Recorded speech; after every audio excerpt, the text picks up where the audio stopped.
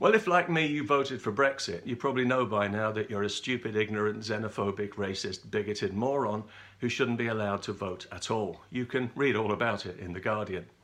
Yes, apparently we were misled into voting the wrong way because we're too thick to understand what we were doing and because we are driven primarily by fear, prejudice and hate. Isn't it nice to know who your friends are? They keep telling us too that if we voted for Brexit, or indeed for Trump in America, we're more likely to be uneducated, as if that's supposed to make us intellectually less capable and therefore somehow less worthy of a vote than the educated people, many of whom only go to university because they're unemployable. And when they come out with their useless arts or humanities degree that nobody takes seriously because every bloody fool has one, they're still unemployable, only now they're lumbered with a mountain of debt. Yeah, real geniuses. Imagine paying thousands for a degree, if you'll pardon the expression, in cultural studies or gender studies and being dumb enough to think you're educated. And then to think that that somehow entitles you to talk down to people who weren't stupid enough to squander their time and money. How moronic would you have to be? But even if you've got a proper degree in something real, like science, it doesn't mean that your political views are more valid than anyone else's or that you have superior political insight or knowledge, and if you think it does, well then you are dangerous. And since we're throwing around the insults so freely here, the truth is we almost lost our democracy during that referendum thanks to ignorant fools who didn't know what they were voting for. Idiots who voted for the status quo because they couldn't be bothered to examine the issues and who still have no idea what they nearly threw away. Or imbeciles who voted to give up the democratic franchise of all future generations for selfish personal convenience, who think that giving up the right to make our own laws now and forever is a price worth paying for easier travel. These are the morons the establishment was counting on, but there weren't quite enough of them, thank goodness. And talking of morons, most teachers voted to remain because they're all sucking on the EU tit. The European Union purposely floods academia with bribes in the form of grant money and stipends to give everyone in it a vested interest in promoting it so that it can get its propaganda into children nice and early before they're capable of evaluating and rejecting it. You know, the way they do with religion. Did you ever hear a bad word about the sacred European Union from a teacher? Of course not. Well, theoretically, yes, it's possible, but in practice, it's about as likely as getting a third world rapist deported from Europe. So we can't really blame young people who voted against their own interests to stay in when for years they've been force-fed the lie that democratic sovereignty is fascist and racist. As recipients of a progressive education, they simply haven't been taught to value the foundational principles of a free society. So many of them genuinely had no understanding of what was really at stake. One day they'll realise how irresponsibly they've been miseducated and how close they came to being conned out of their birthright. Of course, in the event, they didn't quite get conned, despite their own best efforts, because although most people within the progressive bubble voted to remain in the dying European Union, those of us who still have bullshit detectors that work voted to leave, and we had the numbers as per the rules, so we won. At least in theory, because 2 years on, nothing has changed, except now we're being told that we live in a divided society, riven by anger and bitterness, because we won. It's our fault for winning. If only we'd voted the correct way and surrendered, we wouldn't be divided, and then all those angry people who've been busy insulting and cursing us for the last 2 years wouldn't be calling us ignorant, stupid, xenophobic, racist, bigoted morons at all. But of course they would, because that's who they think we are, and we know that now. We've had 2 years of relentless abuse in which to get that message, and I'd say we've got it loud and clear. We got it on the very first day, to be fair. As soon as the Brexit result was announced, the progressive media filled up with public intellectuals telling us how ashamed they were to be British, and the rest of us said, yeah, we're ashamed you're British too. But they weren't listening, because they never do.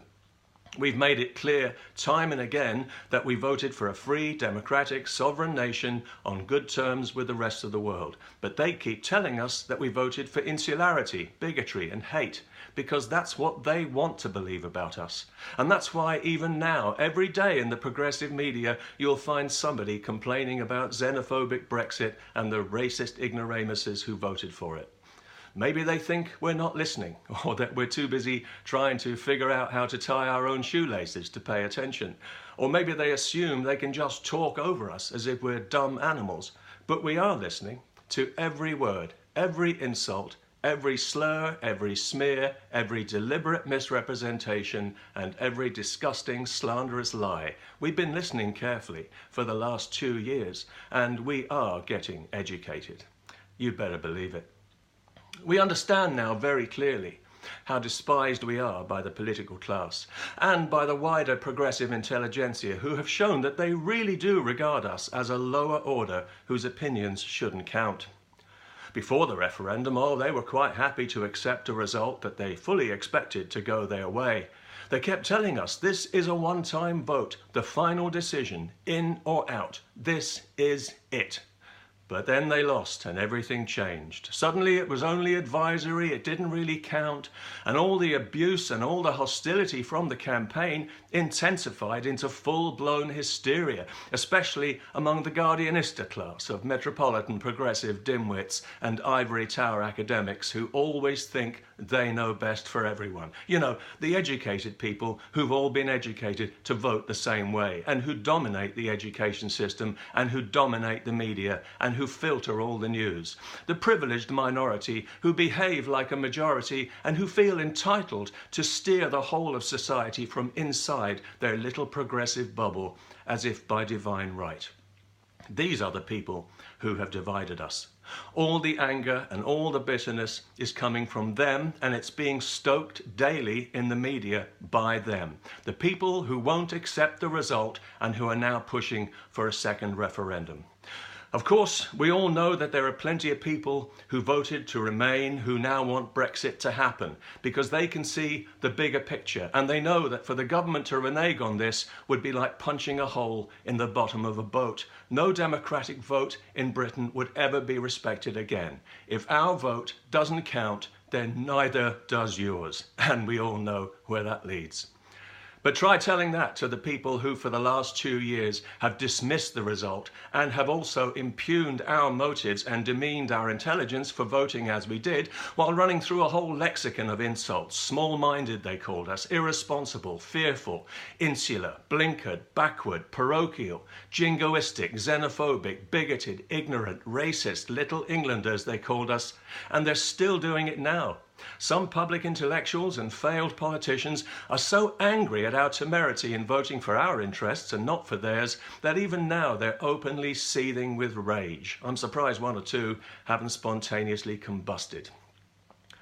But I can give them all, this entire class of supercilious toe rags, a far better reason than Brexit to be angry with themselves, that is, because now that our self-appointed political superiors have demonstrated so clearly how much they despise us, they must know in their hearts that things between us will never be quite the same again. Surely they can sense the political sea change that they've helped to initiate with their hysteria now that they've got the attention of the people they mock and deride. Surely they can sense that in future, many of us who were fairly uncommitted politically, but who made a point of voting in that very important referendum, will now be much more actively focused on politics, and in particular on voting against them and against everything that they believe in at every opportunity as a matter of principle and as a matter of urgency, in order to minimize their poisonous and destructive influence on our society. Because we understand now who we're dealing with and what a lucky escape we had in voting for Brexit. And we understand how important it is for the free and healthy society that we want to live in, that people with their patronizing, autocratic, elitist and deeply anti-democratic mindset are dangerous and should be kept away from any form of political power over others. That is what democracy is for, to protect us from people like them, from people who insist that they know best, from people who have shown beyond any doubt that they cannot be trusted to honour a vote, and they cannot be trusted with our freedom. And with all the condescension and the totally uncalled for insults and smears, they've revealed to us their true inner ugliness, so they've lost not only our trust, but our respect. Consequently, they've lost that upper hand that they always took for granted, and they've done it all to themselves. But we're the morons. Yeah, right.